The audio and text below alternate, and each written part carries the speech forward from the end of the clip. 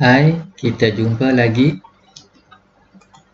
Selepas kita berhenti sekejap sebentar tadi, so kita akan sambung perbincangan kita untuk topik bab 5, tenaga dan perubahan kimia. Okey, sambung dengan soalan nombor 14. Rajah 14 menunjukkan kajian terhadap kereaktifan 3 jenis logam. Okey, logamnya ialah X, Y dan juga Z. Okey. So, saya ada kalium manganat 7. Kalau masih ingat lagi, sebelum ini kita ada menyentuh fungsi kalium manganat 7, iaitu fungsinya adalah untuk membekalkan oksigen. Okey. So, kalium manganat 7 ini dia membekalkan oksigen, gas oksigen. So, dalam eksperimen ini, okey, kita kena panaskan dahulu serbuk logam. Okey, supaya dia panas, supaya dia senang bertindak balas dengan gas oksigen. Barulah kita panaskan kalium manganat 7. Okey. Dan apa kegunaan, mengapa nak letak kapas kaca di tengah-tengah sini? Okey, tujuannya mudah sahaja kan? Tujuannya adalah untuk memisahkan logam daripada kalium manganat 7. Kita tak nak dua benda ini dia bercampur. Yang kita mahukan hanyalah gas oksigen dari kalium manganat 7 apabila dipanaskan dia akan pergi ke sini, okey, dan bertindak balas dengan serbuk logam. Itu yang kita mahukan. Okey, jadual ini dia menunjukkan keputusan eksperimen itu, okey, X, Y dan Z. So kalau tengok kepada keputusan ini, yang manakah yang paling reaktif, yang paling kuat? Okey, paling kuat adalah Y kan? Okey, ini yang paling kuat. Yang paling lemah pula adalah Z. Okey, ini yang paling lemah. Okey, jadi X ini di antara Y dan juga Z lah, kita letak sahaja sebagai sederhana lah. Okey, so sekarang kita cuba jawab soalan.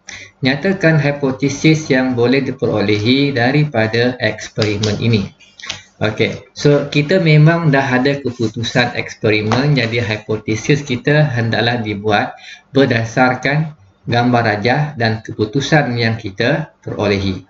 Jadi apakah hipotesis yang kita boleh tuliskan di sini? Okey, hipotesisnya kita boleh tulis logam yang berbeza, okey,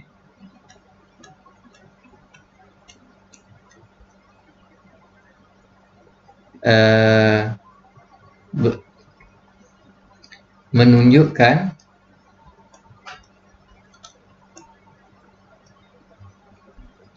kereaktifan yang berbeza, okey,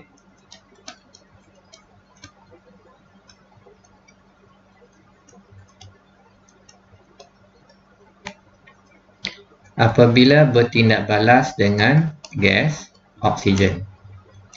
Okey, ini adalah hipotesis yang kita boleh tulis.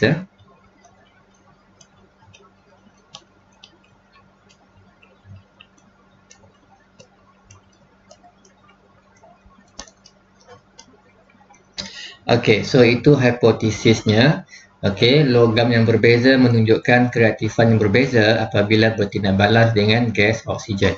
Adakah saya menyebut apa-apa perkataan yang ada dalam objektif eksperimen itu? Cuba kita patah balik. Okey. Okey, dia kata kajian terhadap kereaktifan 3 jenis logam. Okey, so itu tujuan eksperimen. Jadi hipotesis saya pun saya mesti menyebut tentang kereaktifan. Okey. Tentukan pemboleh ubah berikut untuk eksperimen di atas. Apakah pemboleh ubah yang dimanipulasikan? So untuk eksperimen ini paling senangnya kita tengoklah pada jadual. So ingat, kolom pertama ini adalah untuk pemboleh ubah yang dimanipulasi dan belakang ini biasanya adalah untuk pemboleh ubah yang bergerak balas. So pemboleh ubah manipulasinya adalah jenis logam. Keputusannya pula okey, adalah pemulih ubah bergerak balas, tetapi kita tak boleh nak letak keputusan lah. Okey, kita kena letakkan sesuatu yang kita boleh ukur. Okey, contohnya mungkin kereaktifan logam. Okey, mungkin juga keadaannya nyalaan. Di bawah ini dia bercakap tentang keadaan nyalaan kan, ini terbakar dengan terang, percikan api terang, marak, percikan api yang malap. Okey, so ini adalah keadaan nyalaan. So, kita cuba jawab, pemulih ubah yang dimanipulasikan adalah jenis logam. Okey, bergerak balas adalah keadaan nyalaan. Dan apa pula pemulih ubah yang dimalarkan? Okey, sebab kita dibagi logam, untuk adil dah tentulah jisim logam itu mestilah sama kan. So, dimalarkan kita boleh tulis di sini jisim logam. Okey.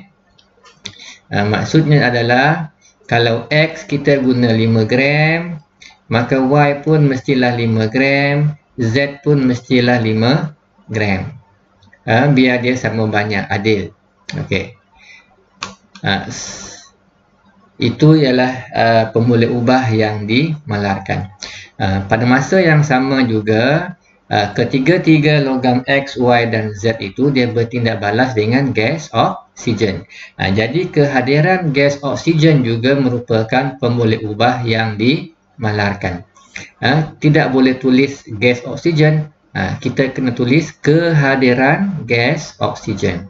Samalah juga dengan pemulih ubah yang bergerak balas tadi. Okey, tidak boleh tulis nyalaan sahaja, kita kena tulis keadaannya nyalaan.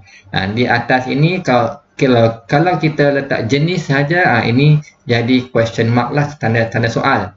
Jenis apa? Okey, kena lengkapkan jenis logam. Okey, apakah fungsi kalium manganat 7? Ini kita dah pun cerita tadi, fungsinya adalah untuk bekalkan gas oksigen.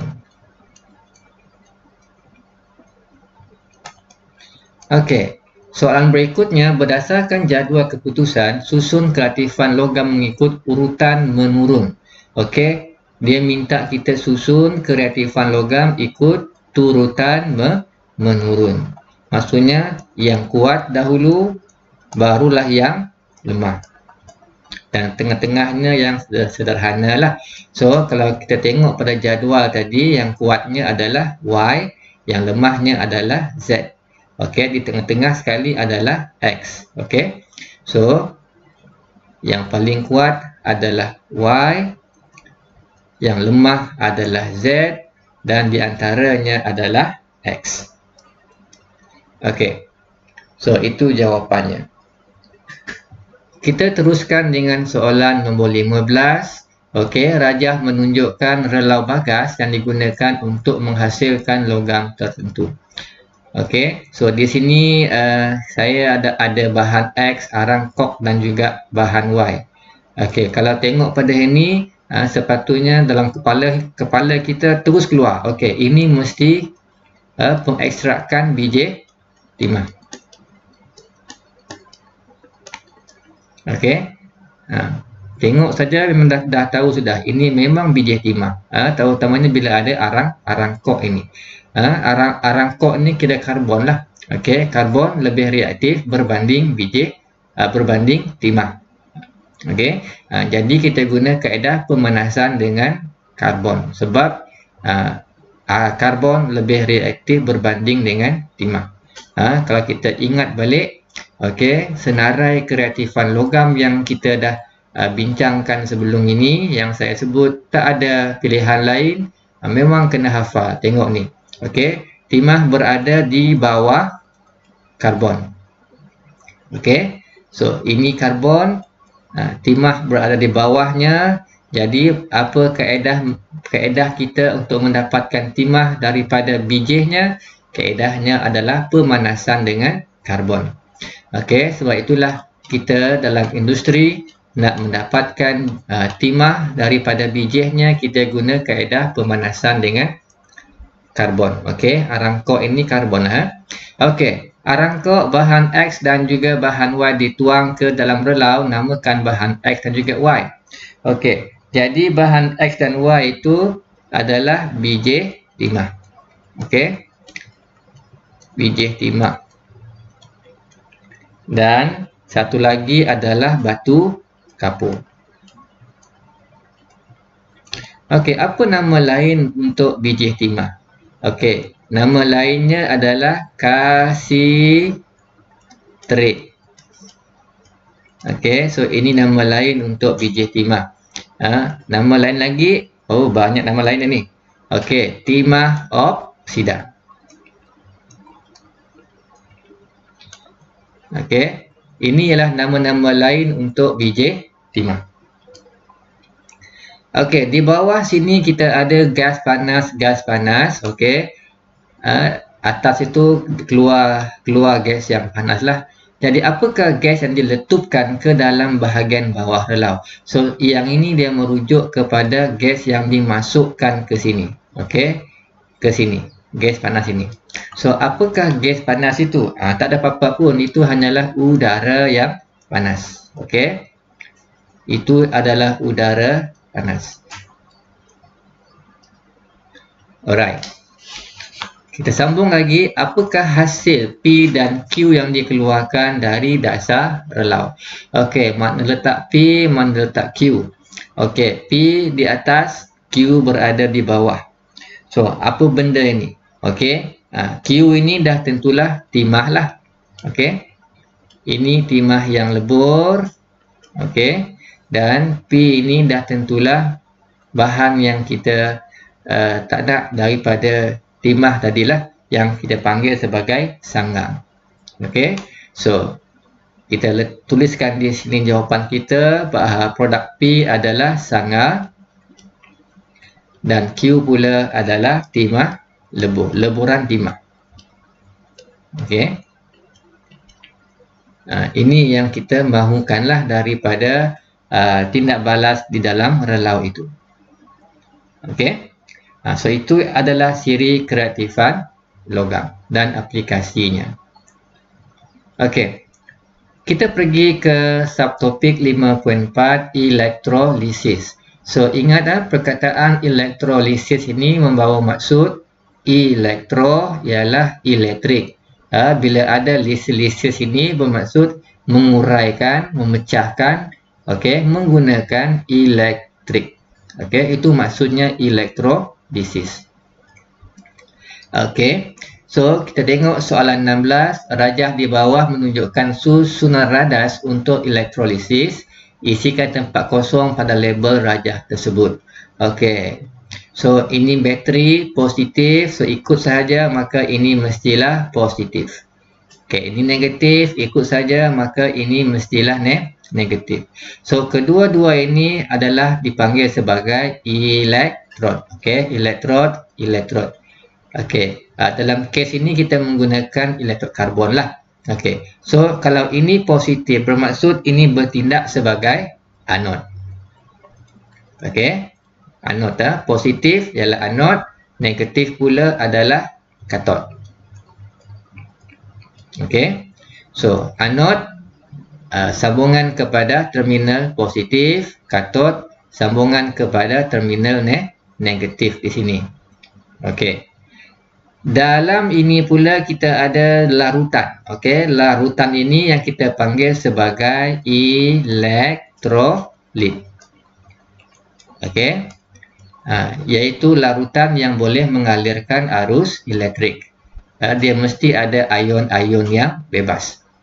Okey, so ion positif secara logik akalnya lah, kalau saya ada ion positif, dah tentulah ianya akan tertarik kepada terminal negatif.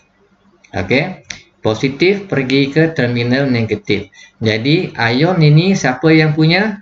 Katod yang punya. Okey, jadi nama ion ini kita panggil sebagai cation. Katod ion. Okey, cation. Manakala ion negatif pula, dia akan pergi ke terminal positif. Okay, dia akan pergi ke anod. So, siapa yang punya yang ini? Siapa punya ion negatif? Anode yang punya. Alright. So, ion negatif kita panggil sebagai N ion. Okey, iaitu anode ion. Alright. So, ini adalah N ion. Okey, boleh ikut Okey, apakah bahan yang kita boleh gunakan sebagai elektrolit? Okey, bahan-bahannya adalah asid, okey, alkali, dan yang ketiganya adalah larutan garam.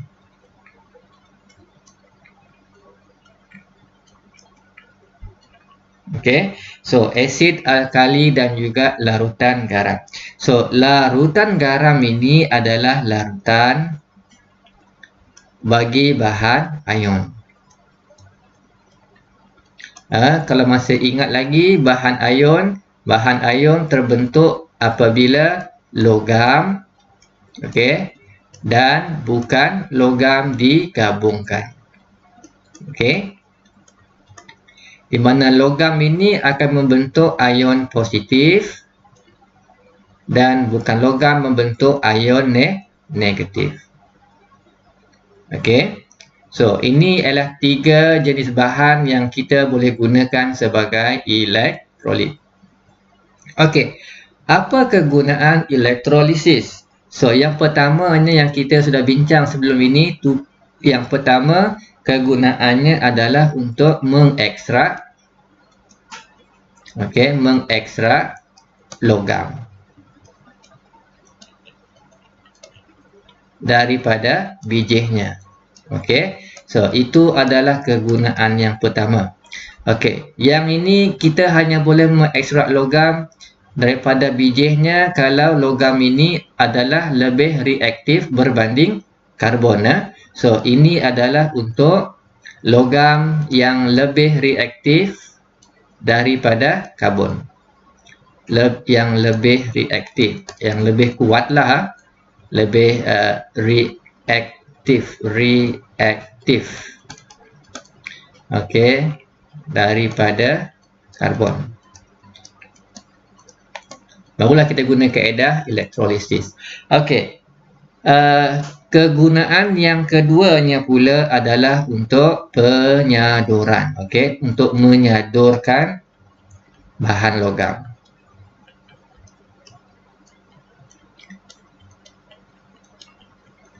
Okey, contohnya lah saya ada cincin besi.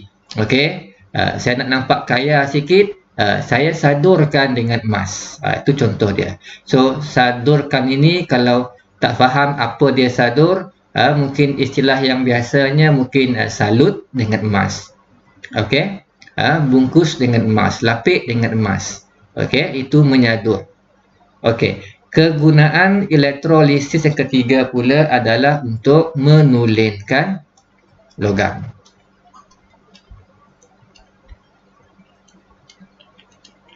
Okey, so ini 3 kegunaan elektrolisis. Okey, kita sambung. So, dalam proses penyaduran logam dan penulenan logam, okey, dia ada prosedur umum. Okey, untuk penyaduran logam, katod, okey, katod kita mesti letak objek yang kita hendak sadurkan. Okey, objek yang hendak disadur ataupun objek yang hendak disalutlah. Okey, hendak disadur. Anod pula kita letaklah logam penyadur.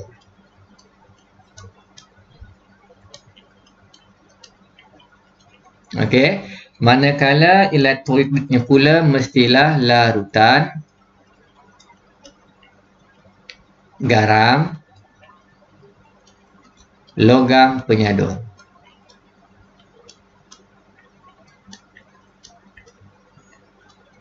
Okey. Sebelum itu ingat katod ini ialah sambungan pergi ke terminal positif, maafkan saya, terminal negatif,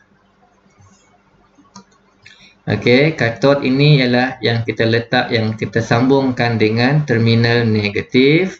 Anod pula yang kita sambungkan ke terminal positif. Okey.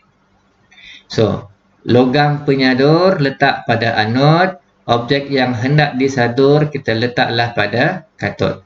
Okey, contoh tadi kita menggunakan cincin kan tadi kan. Alright.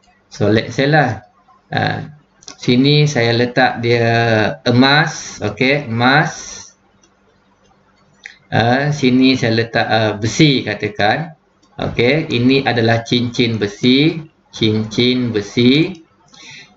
Saya nak nampak kaya tadi kan. So saya nak supaya cincin besi ini disalutkan dengan emas. Jadi saya kena letak emas sebagai anod dan cincin besi itu sebagai katod. Sebab apa? Emas ni logam kan. Emas dia akan menghasilkan ion positif. Ion positif pergi ke mana? Dia akan pergi ke terminal negatif. Dia akan pergi ke katod. So, emas tadi yang sudah berubah menjadi ion, dia akan pergilah ke katod, berkumpul di katod pada cincin ini, dan akhirnya cincin ini akan disadurkan dengan emas. Jadilah cincin emas. Tapi tak ori lah kan. Jadi larutan garam ini pula sebagai dia punya elektrolit, sebab saya menggunakan penyadur emas, jadi larutan ini mesti ada emas. Itu contoh sajalah ya. Manakala untuk proses penulenan pula, penulenan, jadi pada katod kita letakkan logam yang tulen. Sini letak logam yang tulen, manakala pada anod logam yang tidak tulen. Yang tidak tulen pada anod. Penerangannya samalah, logam yang tidak tulen ini, namun dah logam, jadi dia akan membentuk ion positif. Jadi logam-logam yang tulen tu masuk bertukar menjadi ion positif, dia akan ditarik pergi ke katod, sebab katod adalah terminal negatif. Jadi logam yang tulen dari sini, daripada logam yang tak tulen tadi, dia akan masuk ke larutan, kemudian dia akan pergi ke logam yang tulen, berkumpullah di sini. Alright. Jadi, apakah kita punya elektrolit? Di sini ialah logam, larutan garam logam. Itu adalah kita punya elektrolit, larutan garam logam tersebutlah ya. So kalau kita tengok pada anod ini, kita perhatikan, logam bertukar, dia menjadi ion. Sini pun logam tak tulen tadi, dia akan jadi ion. So bila dia jadi ion, bermaksud logam yang kita letak di anod ini, lama kelamaan ianya akan terhakis, dia akan jadi nipis, akhirnya dia habis. Ke mana pergi tadi? Dia pergi ke katod. Sama ada untuk penyaduran ataupun untuk penulenan. Dalam kedua-dua kes, ion logam daripada anod tadi masuk ke larutan elektrolit dan pergi ke katod. Jadi bermaksud logam ataupun objek yang kita letak pada katod, lama kelamaan ianya akan jadi lebih tebal, lebih berat. Sambung. So dalam proses penyaduran logam dan penulenan logam, elektrolit tidak mengalami perubahan warna. Sebab apa? Kerana ia tidak mengalami kehilangan ion. Ia tidak mengalami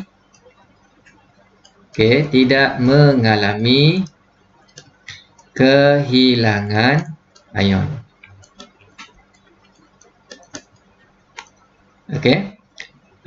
Mengapa kita kata dia tidak mengalami kehilangan ion? Saya cuba cari dahulu.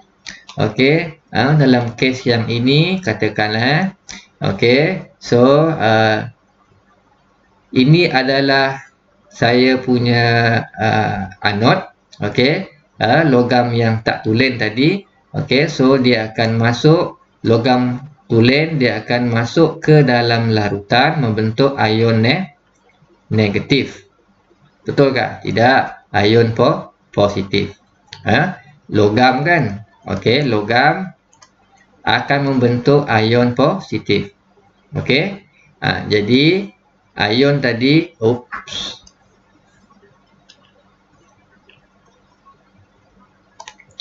okey, ion daripada kita punya anod, okey, dia masuk ke dalam larutan. Okey. Dalam larutan pula saya memang sudah ada ion positif. Ion positif dia akan pergi ke terminal negatif. Okey, ini akan discharge di sini membentukkan logam yang terenap. Okey. Pada masa yang sama logam ini ia mengion. Okey. So ion kalau saya lukiskan besar sikit. Okey.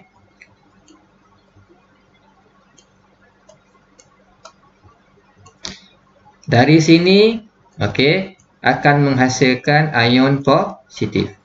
Pada masa yang sama dalam larutan, ion positif tadi dia pergi ke kita punya katot.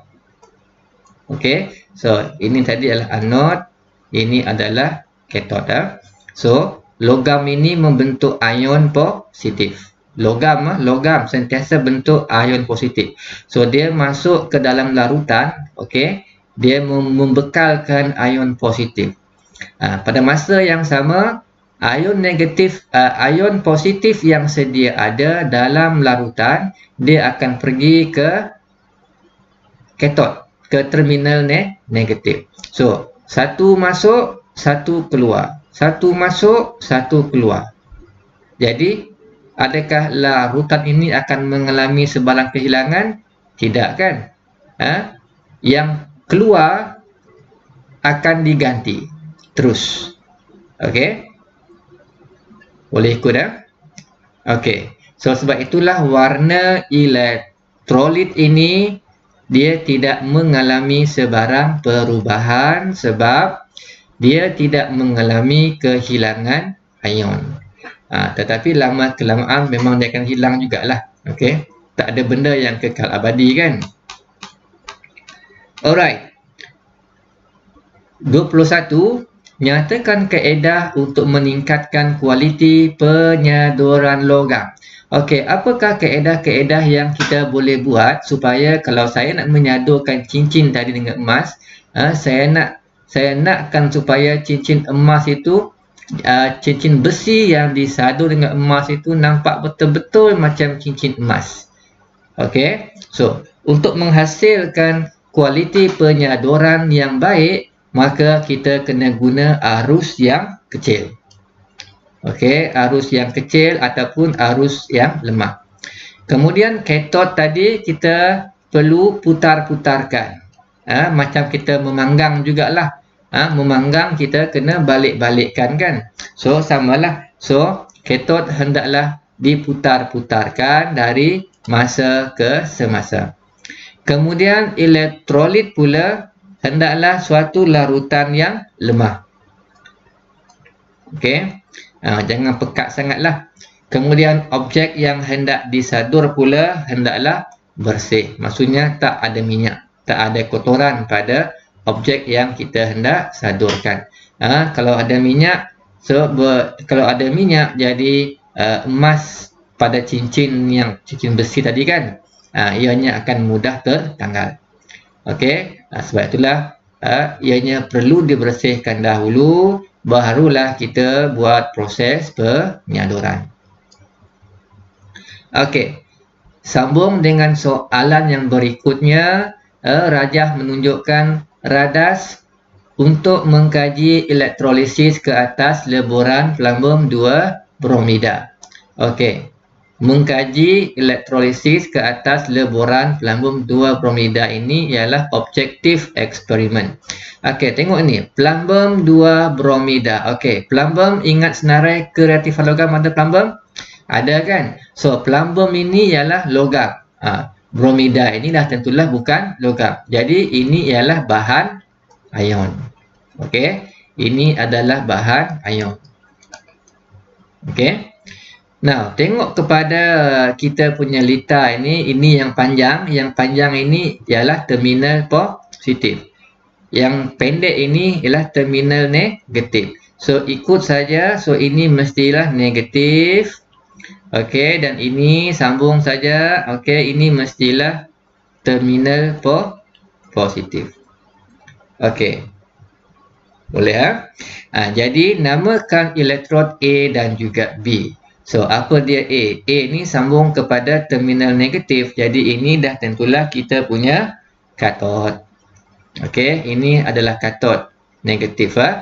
Dan B positif. Okey, maka itu adalah anod. Okey. Jadi tengoklah pada bateri yang panjang positif, yang pendek negatif. Kemudian teruskan saja, ini negatif maka ini mesti negatif. Kalau ini positif maka yang disambung ke sini juga mestilah positif. Okey, positif ialah anod, negatif adalah katod. Okey. Sambung. Apakah yang boleh diperhatikan pada elektrod A dan juga elektrod B? Alright. Elektrod A dan juga B So, dalam ini saya ada leburan plumbum 2 bromida. Saya tahu plumbum dia mestilah positif. Okey, dan bromida. Okey, bromida mestilah negatif. Okey. So, yang positif ini dia akan pergi ke mana? Dia akan pergi ke terminal negatif. So, di sini nanti saya akan dapat kumpulkan ion-ion positif tadi kan. Dan di sebelah sini, okey, kita akan nampak ion-ion bromin. Okey, bromida lah di sini sebab bromida adalah bercas negatif ionnya. So, dia mesti pergi ke terminal positif. Jadi, apa yang kita nampak pada A? A, plumbum pergi situ kan? Okey. So, pada elektrod A, kita akan nampak enapan berwarna kelabu. Okey. Dan kelihatan ianya juga berkilat lah. Okey, akan terbentuk di situ.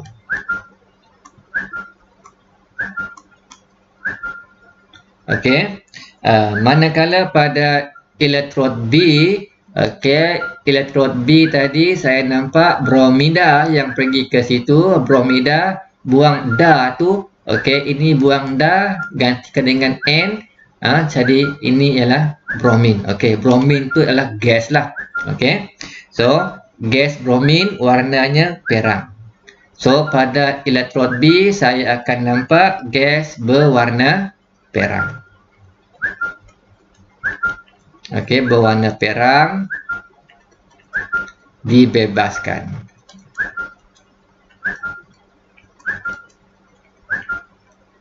Okey. Leburan 2 bromida digantikan dengan pepejal plumbum 2 bromida. Okey, leburan tukar ke plumbum. Ingat tadi plumbum 2 bromida ini adalah bahan ion. Okey, apa yang kita tahu tentang bahan ion? Kalau dalam bentuk pepejal, apa berlaku? Okey, pepejal tidak boleh konduksi elektrik. Okey, kalau dia bukan dalam keadaan pepejal, tak ada masalah. But in this case, dalam kes ini, saya menggunakan pepejal. Jadi, adakah mentol menyala? Tidak menyala. Okey, sebab kita menggunakan bahan ion dalam keadaan pepejal. Okey, mengapa dia tidak menyala? Mengapa dalam keadaan pepejal? Okey, ianya tidak dapat mengkonduksikan arus elektrik. Okey, sebabnya adalah kerana plumber dua bromida tidak mempunyai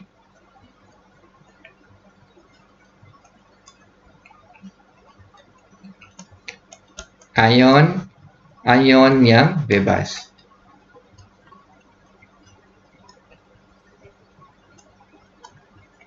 Sekiranya dia berada dalam bentuk pejal. Okey. Kalau dalam bentuk cecair ke, leburan ke, barulah dia boleh mengkonduksikan elektrik. Okey. Alright. So, kita berhenti di sini sekejap. Kita akan sambung lagi dengan soalan nombor 23 sebentar lagi. Jumpa lagi.